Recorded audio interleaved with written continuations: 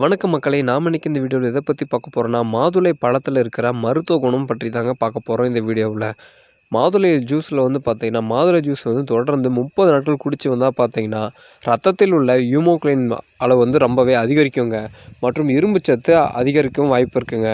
மாதுளை விதையின் நன்மைகள்னு பார்த்தீங்கன்னா, மாதுளை விதையோடு சாப்பிடும்போது நல்ல ஆரோக்கியத்தையும் பலனையும் தருதுங்க அதிகமாகவே. மாதுளை விதையில் உள்ள நார்ச்சத்து பார்த்தீங்கன்னா, குடல் நோய்க்கு மருத்துவ பொருளாகவே மாறுதுங்க. மாதுளை விதையிலிருந்து வயது முதிர்வை தடுக்கக்கூடிய சீரம் தயாரிக்கப்படுவதாக மருத்துவ தகவல்கள் வெளியாகியிருக்குங்க. அதனால் மாதுளையை விதையோடு சாப்பிடும்போது இளமை நீடித்திருக்க நமக்கு அது அதிக அளவில் உதவுதுங்க.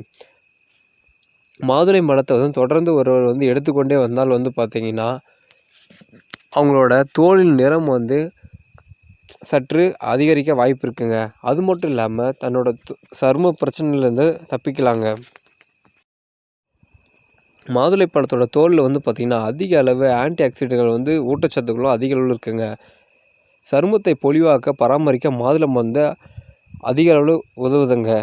மாதுளம்பழம் தோலை தூக்கி போடாமல் நம்ம அதை காய வச்சு அதை பவுடராக்கி தினமும் முகத்தில் ஒரு ஃபேஸ் மாஸ்க்கை அப்ளை பண்ணி சருமத்தை பாதுகாக்கலாங்க.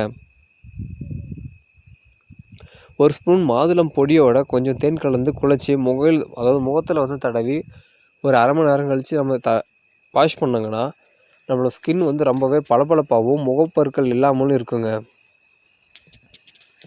ரத்தத்தில் உள்ள ஹீமோகுளோபின் அளவை அதிகரிப்பதன் மூலம் பார்த்திங்கன்னா, முடி கொட்டுதல், முடி உதிர்தல் அப்படின்னு சொல்லிட்டு பல முடி பிரச்சனைகள் தீர்க்கக்கூடியதாக மாதுளை பழங்கள் கருதப்படுதுங்க. மேலும் இது போன்ற பயனுள்ள வீடியோக்களை தொடர்ந்து பெற நம்ம சேனலை லைக் பண்ணி, ஷேர் பண்ணி, சப்ஸ்கிரைப் பண்ணிவிடுங்க.